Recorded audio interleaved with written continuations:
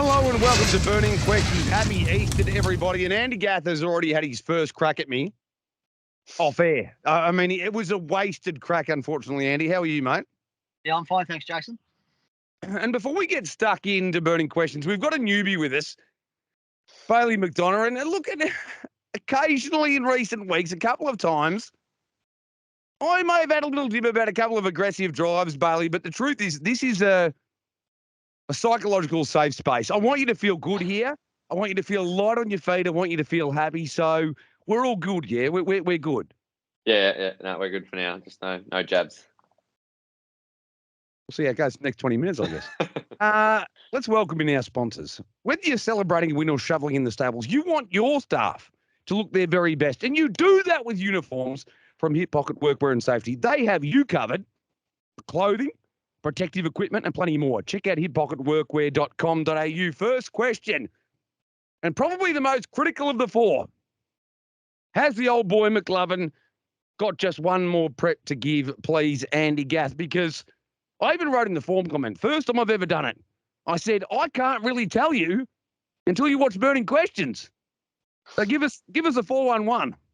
Well, I haven't watched Burning Questions yet myself, so I can't really know. But again, he's been a great old campaigner. We know how good he goes first up, so that's why we don't trial him. Probably last preparation probably showed he's not quite as good as he used to be. He's probably lost a little bit of zip in his legs, but we're quite confident that he's going to lead in this race and he's going to give him something to beat. Last two times he led, it took two quality horses to beat him in Wobbly and Mary Law.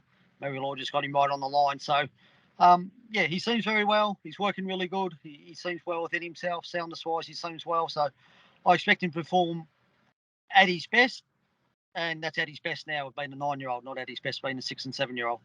I think in a way, and you're to blame me, Randy, that it's a crying shame you had he and Tornado Valley at the same time. Same trainer, because he's always been unfavourably compared. But I'll tell you what, having watched all three codes of racing for a lot of years, I'm 97 now.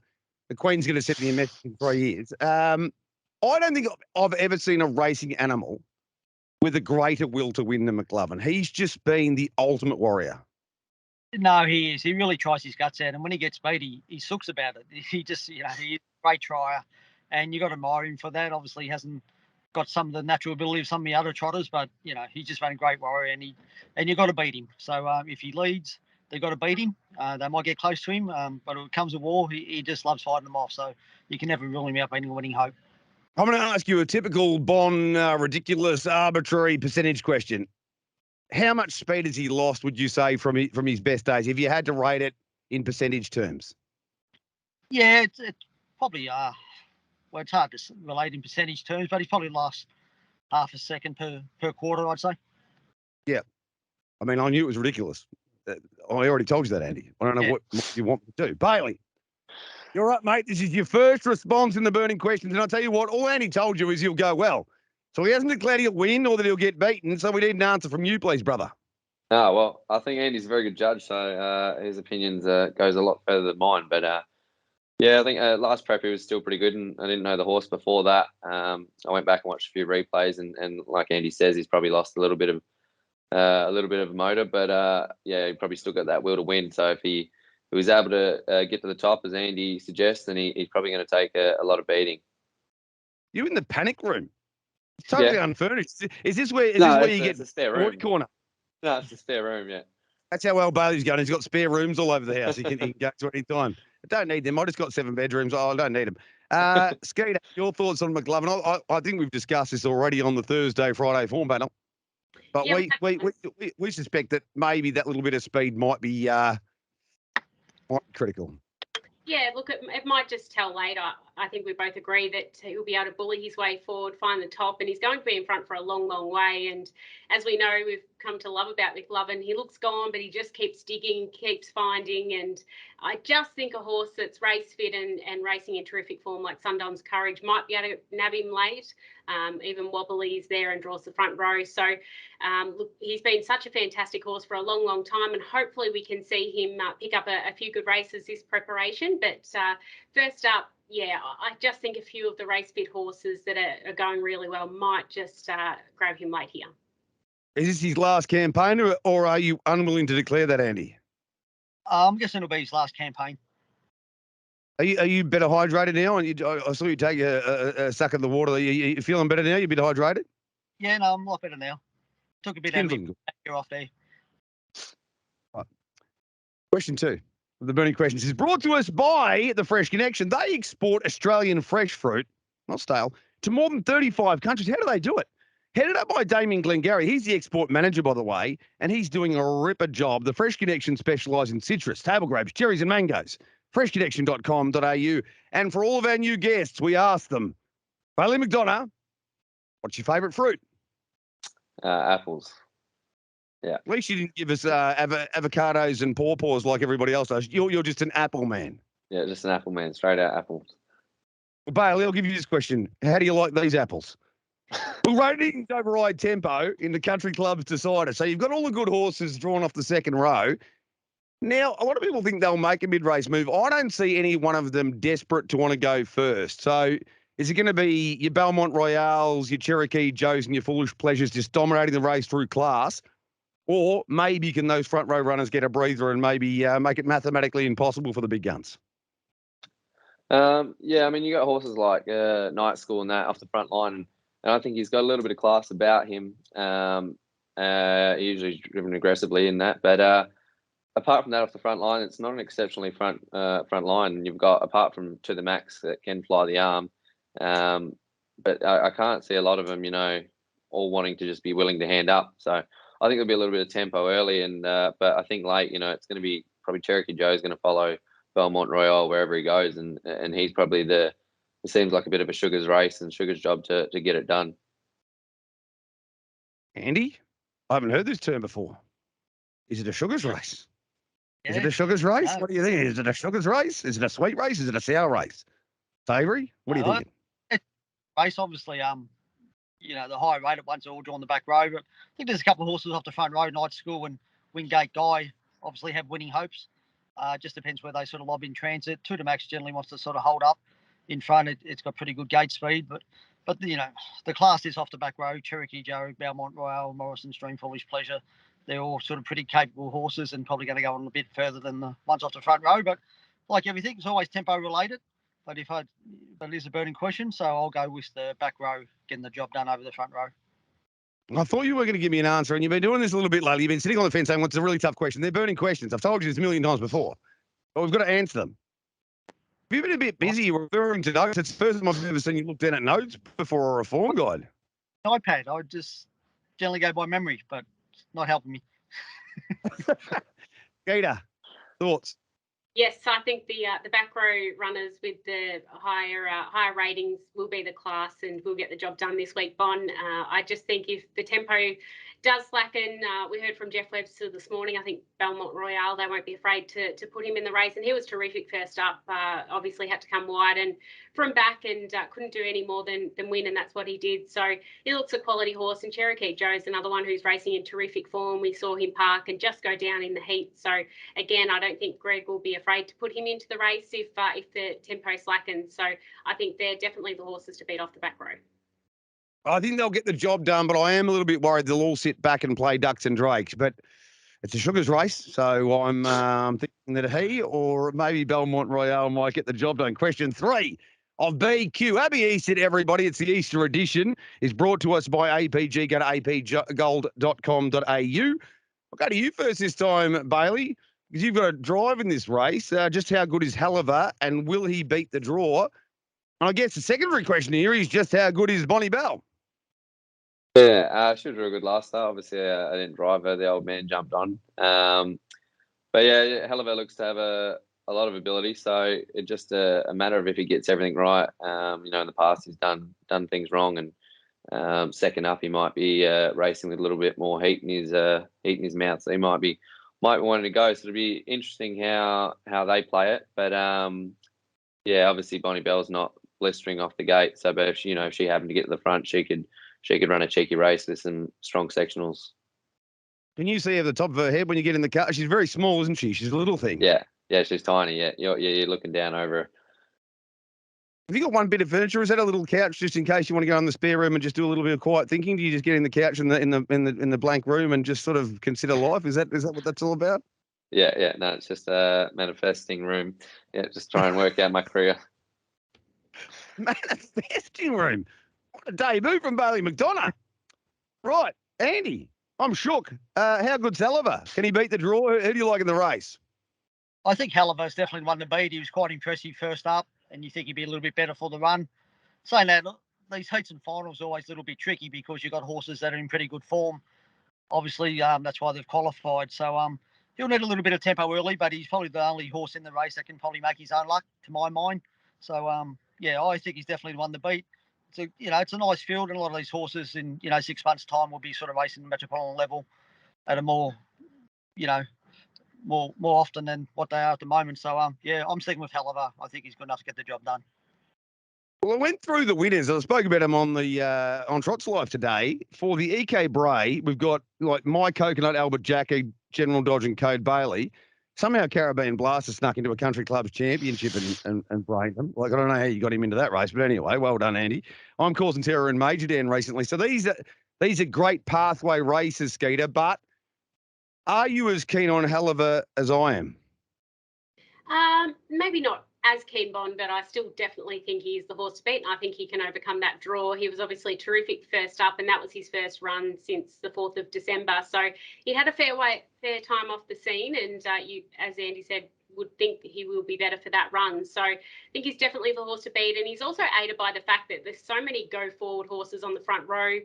So I think that it could be quite keen early. Everyone will be wanting to find a position. So if they do go a pretty quick lead time and Halliver's there, I just think he's versatile enough to get the job done, and he probably at this stage looks the most progressive type in the race. I just really like the horse. I don't know why. I've just got a little bit of affection for him. I like the horse. He makes me go in the deep tone. Question 4, the burning questions, is brought to us by Felvo Fruit, specialists in table grapes. So there are no apples for you there from Felvo. You have to go to the Fresh Connection for your apples, but Felvo Fruits, they love their table grapes. They've been doing it since the 60s.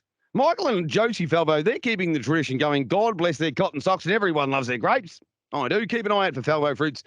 You know you'll love them. Skeeter, who will lead this fast class pace? None of them generally do much leading. And can speed kill regardless? And we'll talk to Bailey in a moment, but let's rock, let's roll. Shorty's made. What they can do in their final 400 metres is outrageous, but can they get there from draws where they're probably likely to go back at the start? Yeah, it's a really, really even race. I think there's absolutely nothing between pretty much the whole field, and I could make a case for every single horse. So I've gone with draw here basically, and I think Love and a Chevy has the gate speed to hold everyone out, and then from there Lance can decide what to do, and probably be a little bit picky and choosy with who he hands up to. Love and a Chevy hasn't led himself for a long time, so this looks a winnable race. Does Lance even try and lead all the way with Love and a Chevy? That's I think that's a real possibility as well. So yeah, really, really tough one, but I think Love and a Chevy has the gate speed to hold up early and then make a decision from there. And worst case, he's going to be leaders back, I think. Yeah, Bailey told you, psychological safe space. Let's rock, let's roll was one that you ran off the gate. And I may have been a touch critical. I don't think you'll be doing that on Saturday night, but he's so fast that he might be able to win regardless. It's a very weird race, isn't it? Yeah, and I think at some point there has to be pressure. I don't think it's just going to be a quarter race. So I think he's going to be quick enough in the end. It just depends, if there's too many coming out underneath him and he ended up shunted off the track, then it's going to be a lot harder. But yeah, I just completely right off last run. As you said, the drive, you probably were right, a little bit too aggressive. But yeah, no, I think he's been working good at home and he's back to his best. So playing off that, yeah, I think there needs to be some sort of tempo, but I think, that he's got the quickest last quarter in his legs, and hopefully that fruits on Saturday night. Even a stop clock is right twice a day. Bailey, now, just quickly before I get to Andy, is it red or green apple? Do you have a favourite? Are you a Granny Smith man? Pink ladies? Yeah, pink ladies. Yeah, he's a pink lady. I would have tipped that as well, so that would have been right twice. Andy, thoughts here? I probably don't agree with Bailey. I think they just will run a quarter. I think it'll just be a 400-metre race, really, and I think it might suit my old mate, the veteran Love in a Chev. Yeah, I think Love in a Chevy will lead first, I'm sure he'd be the first leader. And again, just depending on pressure too, I don't think there's a lot of pressure in the race. He might decide to hold the lead. He's going well enough at the moment in this type of field to sort of hold up and try and sort of chance his arm. Yeah, it's a tricky little race. Not a lot of enforcers in this race. So, I think he's probably the one to beat. Let's Rock, Let's Roll. We know he's got terrific speed, but I'm not sure where the tempo is going to come from. Yeah, just one thing with Love in a Chevy. How many times have you been to Malcolm, Jabon, in your career? I would say 100 120. Yeah, Love in a Chevy's been there 137 times, so he's been there more times than. He's done the right thing by me a lot of times as well. We share a lot in common. It's been really wonderful, the association that we have had. And I genuinely actually think he can win the race. And if McLovin wins and Love in a Chevy wins, what a night for the Greybeards, Andy. Yeah, and the trainers too got a bit of age on them as well. Now, if I looked up the search history in that iPad, would it be nothing but harness racing? Do you occasionally look up Google News, find out what's happening in the world? Do you check out a film every now and then? You go on Netflix, or is it just harness racing in different jurisdictions? Just harness racing, New Zealand, Australia. That's about it. It's pretty boring. You're a versatile man, Andy. Right, best bets. We'll start with you, Bailey. Who's your best on the program? Mighty Flying Art in race 4. Mighty Flying Art in race 4. Now, you can't leave us just with that. We would like some elaboration and some extrapolation while you're in the manifestation room. No, I think I drove him wrong last time over the mile. He didn't suit that just walk and sprint. He just got left for dead, and trying to angle him into the sprint lane just left him lamenting a little bit. But I think Saturday night he can hold up and he can roll along, and he shows that's how he raced best in Menangle. So I think he can reel off some slick quarters and some solid quarters, sorry. And there's probably a few horses there that are going to get in Selectic's way. So no matter how hard Aussie Battler comes at you to shaking the head from BM? I'm not driving it. Oh, okay. Well, that's true. Who is driving it? Shannon O'Sullivan. Well, you'll be giving in. Well, you'll be talking it over anyway. No doubt about it. It sounds like there'll be a shake of the head. Skeeter, we've got exactly the same best bet. So we might. Do you want to do it in harmony or what? No, well, I'm going to change, Bon. After discovering that. You want to be with me? Yeah, I was with you, and then that scared me a little bit with having the same best bet as you, Bon. So I'm going to change tact a little bit. And after speaking to Jeff Webster earlier today, got a little bit more confidence in Bromwich. So I'm going to go race 3, and not sure what odds we'll get, but I think he can run a really good race. For those that missed Trots Live today, I haven't even got it in my early quaddie, by the way, at the moment. I made it about 8th pick. But Bromwich, apparently Jeff Webster's best chance. He's got Belmont Royale in the Country Clubs Championship, and he's also got tuppence going around in the first leg of the quaddie. So might have to reassess that. Delightful Mia is my best in the program. Never has there been a race for a horse more than this. Leads, short trip, no pressure, wins. I'll finally get back on track. Skeeter's been killing us lately, Andy. You were the king. I remember when you were the king. It's like, what's that? Viva La Vida by Coldplay. I remember when you held the throne, but it's been taken over by the Queen at the moment. Can you bounce back? What do you got for us? Yeah, no, I found a pretty tricky program, and I'm actually going to go with Kiss Me Elvis. I know it's a tricky draw, but I just thought, it could be a bit of heat on in the race, and I think it'd be good odds. So Kiss Me Elvis is my best bet. 3 poles? Yeah, I'm guessing that's where it would be. All right. Quickly, does Evan Mateo hold the front? Yes. I'd say so. What do you reckon, Skeeter? I think it'll hand up.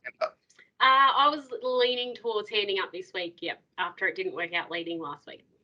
Question without notice. Bailey, Evan Mateo, first leg of the quaddie, does she lead or does she lead and hand up to maybe an Aussie Playboy or a tuppence?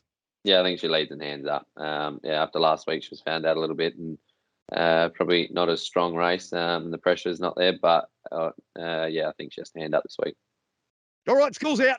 That's been Burning Questions. We've had some fun. Have a great Easter. Racing on Good Friday. Sacrilegious. We're all going to hell. I was already going there. Now everyone's going with me. I'll catch you there when we get there. Make sure to enjoy your families and enjoy the punt. Well done to Bailey McDonough. Well done to Andy Gath. Well done to Nikkita Ross. And always, most well done to me. Au revoir. Good punt.